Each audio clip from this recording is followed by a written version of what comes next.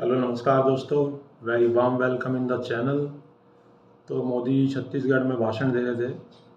उस दौरान एक बच्ची उनकी तस्वीर लेकर आई थी। देखो मोदी जी ने क्या किया। छत्तीसगढ़ के गांव-गांव तक ले जा रहे हैं। वहां एक बेटी कोई पेंटिंग बना के लाई है, बेचारी कब से हाथ ऊपर रख के खड़ी है। मैं जरा सिक्योरिटी वालों से कहूंगा उस बेटी को जरा पीछे बेटा नाम पता लिख देना, मैं आपको चिट्ठी भेजूंगा, जरा इसको कोई कलेक्ट करके मेरे तक पहुंचा दे। अब अंदाजा लगाओ, दुनिया की सबसे बड़ी डेमोक्रेसी का वजीर आजम। उन्होंने देखा है कि जब मोदी जी जो बात कर देते हैं तो उसको, या कोई स्टेटमेंट दे देते हैं तो उसको पूरा भी कर देते हैं। तो he has proven himself to be a very successful politician और at the same time उन्होंने अपने आप को एक charismatic personality के तौर पर लेके आए हैं। नरेंद्र मोदी का नाम सफ़े अव्वल पे होना चाहिए, टॉप ऑफ द लिस्ट होना चाहिए। उसने अपने कंट्री को, अपने मुल्क को इकोनॉमी में जहां पर वो ले गया बंदा, नोबेल पीस प्राइज विनर। क्यों? जो इंडिया की आइडियोलॉजी है वो नेशनलिस्ट है। क्या बात है? ठीक है ना, कि जो मोदी सरकार है वो नेशनलिस्ट है, पॉपुलस लीडर है। पॉपुलस लीडर मीन कि वो नेशन को तरजीह देते। आप उसकी पॉलिसी से, उसके अंदाज से इख्तलाफ करें, इत्तेफाक करें, वो उसको सान भी है। वो अपने लोगों के लिए बेहतरीन कर रहा है। तो मोदी के कुछ क्वालिटीज हैं जो हमें मानना पड़ेगा। वो बंदा किसी के दबाव में नहीं आता। वो बंदा ईरान से ट्रेड करता है, तो उसने अपने कंट्री के लिए बहुत कुछ किया हुआ है। तो दोस्तों, मोदी जी ने जब छत्तीसगढ़ में भाषण दे रहे थे तो उसी दौरान एक बच्चे के हाथ में तस्वीर देखी उन्होंने, अपनी वो बना के लेके आई थी। तो कब से वो हाथ ऊपर उठा के तस्वीर करे हुई थी, तो मोदी जी की नज़र गई। तो उन्होंने अपने सिक्योरिटी वाले को बोला कि उनसे तस्वीर ले लो, और उस पर उन बच्ची को बोला कि अपना नाम पता एड्रेस लिख देना। और मोदी जी ने कहा कि मैं आपको एक लेटर लिखूँगा। ये मोदी जी हमेशा करते हैं, जब भी किसी से चित्र लेते हैं या कुछ करते हैं तो उसको लेटर लिख देते हैं। एक अभी थोड़े दिनों पहले एक भावुक लड़का भी जो था वो रो रहा था, उसने भी ऑटोग्राफ दिया था मोदी जी की, उसने तस्वीर पे मोदी जी ने उस लड़के को। तो मोदी जी इस तरह देखते हैं, वो कहीं भी कोई दिव्यांग हो या कोई भी हो तो उनकी तरफ वो मोदी जी हमेशा ध्यान देते हैं और नोटिस करते हैं, और उनकी वो तस्वीर वो ले लेते हैं और उनको फिर वो लेटर भी देते हैं। मोदी जी को इतना डाउन टू अर्थ देख के भी लोग हैरान आते हैं कि भाई इतने बड़े देश का पीएम इतना डाउन टू अर्थ है। और मोदी जी ने जो देश के लिए किया है, भारत के लिए, भारत की इकॉनमी बढ़ाई है, भारत का नाम देश दुनिया में आगे किया है। तो ये भी देख के दूसरे दो कंट्रीज़ हैं वो भी हैरान होते हैं कि इतनी जल्दी भारत का नाम और भारत की इकॉनमी कितनी आगे बढ़ गई है मोदी जी की वजह से।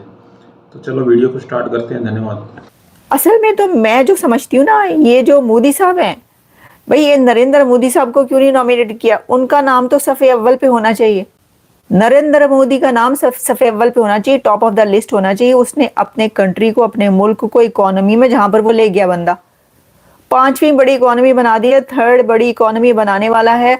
और जिस तरीके से जो अपलिफ्ट किया है, पॉवर्टी से, जो बिलो लाइन से जो बिलो थे उनको उठाया है, पॉवर्टी को ख़त्म किया, और जो कुछ हुआ वहां पर उसमें, तो वो तो कह रहे हैं कि भाई वो पूरी दुनिया में डंका बज रहा है इंडिया का। वो जहां जाता है उसको सल्यूट किया जाता है। ट्रम्प उसके लिए जो है वो उनको तारीफें करते नहीं थकते, और वो कहते हैं कि जी ये तो हिस्टोरिक एक इसकी लीडरशिप है और क्या क्या कुछ।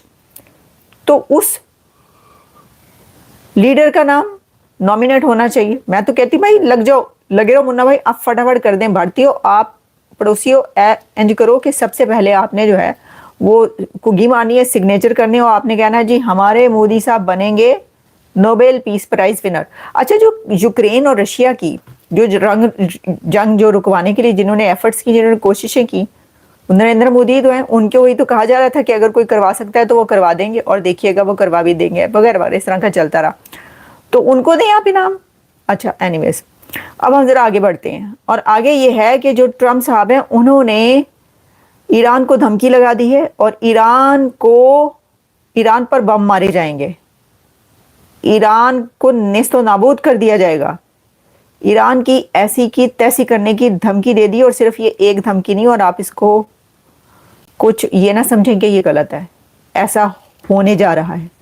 ईरान की ईंट से ईंट बजने वाली है और ईरान की ईंट से ईंट बजाने के लिए तैयार हैं प्रेसिडेंट ट्रंप।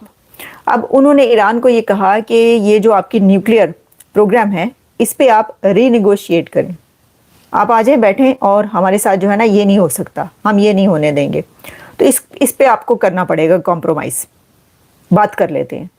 तो उन्होंने, आपको पता है कि खामनाई जो है वो खमीनी वो तो अपनी वो करते रहते हैं, उन्होंने कहा कि एनजे तो फिर एनजी से उन्होंने कहा जी हम जो है वो नहीं करते। और अगर अच्छा जो ईरान के सुप्रीम लीडर है वो बार बार जो बात कह रहा है वो यही कह रहा है कि अगर कुछ ऐसा किया गया तो हम ये करेंगे, हमारे साथ ऐसा कुछ किया गया तो हम ये करेंगे। ये जो है ना ये एक एटीट्यूड है उस बंदे का कि जो जिसके पास कुछ ना हो करने को। जब कुछ नहीं होगा तो फिर आप कहेंगे अच्छा अगर मुझे मारा ना तो फिर देखना मैं क्या करता हूँ, देख लो इस तरह किया ना तो फिर देखना, मैं बता रहा हूँ मुझे दीवार से ना लगा मैं ये करूँगा।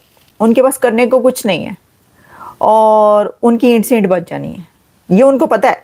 तो अमेरिका और इजराइल की दुश्मनी हमेशा से रही है, अमेरिका ने ऐसा कोई भी इकदाम किया तो उसे सख्त जवाबी धचका पहुँचेगा। अब मुझे ये नहीं पता कि सख्त जवाबी धचका ईरान का कौन सा है। ईरान का सख्त जवाबी धचका एक वो था कि जिस वक्त इजराइल की तरफ से बमबारी की गई थी या उनके ऊपर हमला किया गया था तो उसके बाद उसने कहा था हम नहीं छोड़ेंगे, हम तो बदला लेंगे। उसके बाद कुछ उन्होंने ड्रोन श्रोन फेंके और फिर उसके बाद कह दिया कि देखो भाई जो हमने करना था हमने तो सिर्फ जवाब देना था, हमने जवाब दिया, अब हम कुछ नहीं करे तो तुम हमें पलट कर हमला ना करना। तो जो ईरान है उसके पास कुछ ड्रोन श्रोन जो दिए लोगों ने वही हैं और कुछ नहीं है, तो वो मुकाबला नहीं कर सकता। ये तो सभी को पता है ना, एवरीबडी नोज कि ईरान का कोई मुकाबला है नहीं अमेरिका से।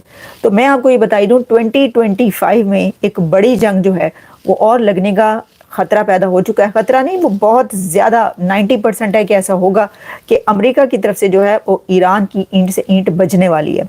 अब ईरान के पास आगे क्या है कि ईरान के जो सपोर्टर्स हैं वो साथ मिलकर उसका साथ देंगे, ऐसा कुछ नहीं होगा, ये भी मैं आपको बता दूँ।